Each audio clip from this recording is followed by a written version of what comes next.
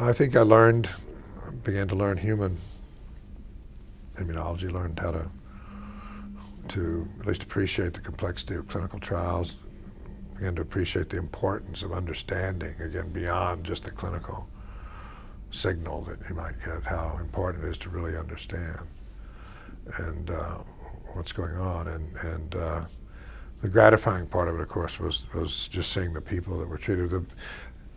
There are three, if I can just back up a little bit, there are three reasons why I and a lot of, why all of us that try to mobilize the immune system to attack cancer do so. One is the specificity, because the antigen receptor, sees peptides, little bits of proteins, short bits of them that are made inside the cell, and it recognizes foreign ones. So if a virus infects a cell, the cell starts making some virus stuff, and then the T cell goes by and says, oh, there's something weird, something's going on in there, I better do something about it. Well, cancer is caused by mutations. I mean, that's the fundamental process of mutations, translocations, change the DNA. If those generate new peptides, then the immune system can see those. And so what the immune system sees, it's a little bit different wrinkle on the old idea of immune surveillance, but still the idea is that the mechanism that generates cancer generates things that the immune system can see, exactly what T cells see.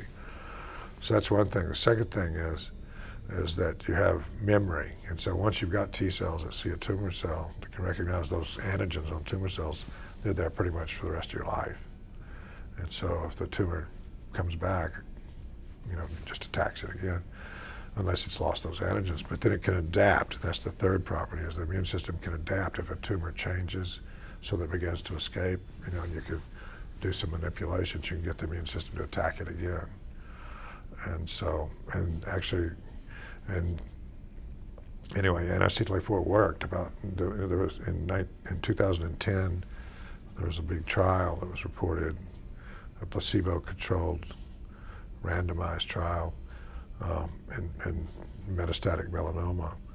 And the exciting thing about it was, if you look at growth curves, percentage of people that are alive versus time, with a bad cancer like melanoma, it goes down to essentially zero pretty fast. And then some drugs, occasionally will move it over, or the median, survival, the 50% survival, moves over 4 months or something like that. And that's enough to get FDA approval. Anyway, anti-CTLA-4 gave about a 4-month improvement in median survival in that trial. It was the first drug of any type to have ever done that in melanoma. But the cool thing was that then the line comes down at about 23 to 25%, something in there. It flattens out and stays there. And so about a quarter to a fifth of the people are basically essentially cured long term. I met a woman a couple of years ago who was in the very first trial, which was almost, I think it was 12 years ago now, who told me that she had metastatic melanoma. I have CAT scans of her tumor I show in lectures sometimes. And she gave me permission, so I'm not violating any rules here. But anyway, so she had a grapefruit-sized tumor in her lung. And she'd failed everything. Nothing had worked. And so her doctor, a guy named Tony Rebus, that I've come to know quite well, at UCLA, said, well, we got this new thing, if you want to try it. It's never been used in people before, but works well in mice. So anyway, gave her an injection of it, just, simple infusion into a vein. And 5 months later, her tumors were gone. And that was 12 years ago, and she's not recurred, had no more treatments since then. So anyway, so there's no reason to think that these people that were 4.5 years out in this clinical trial aren't going to make it for 10 years or longer. There's no reason to think that they're not going to get melanoma again. And so the thing that we've got to do now, so we've got this tail on the curve, so now what we can think about doing is not worrying about getting that tail anymore.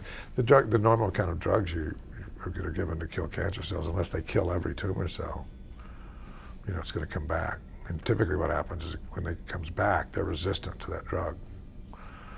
And even if it works, you have to keep giving the drug for a long time, because if you stop, if you didn't kill that last cell, if you stop, it's going to come back. And typically these things have half-lives that can be measured in hours to a few days. And so so the tumor's going to win. And even the new targeted therapies that are based on determining the driving mutations that cause the cancer, same thing happens with them, because the tumor cells keep having more mutations. That's one mechanism in here by which they escape it. But every time they do that, it generates new things for the immune system to see. So they're playing into the immune system's hands, if you think about it that way. Anyway, so now what we got to do is figure out how to get that tail up from 25% to get it up to 50%, 75%, and then more kinds of cancer. So that's what we're trying to do now. There's a big trial, actually 2 big trials in prostate cancer that have finished. And they're all randomized, and nobody knows who was who. So as soon as they finish analyzing the data, though, probably this summer that'll be reported, and I don't know how it's going to come out, but I hope it's going to be good. And then there's some other molecules that we've been working on since then, along the same type.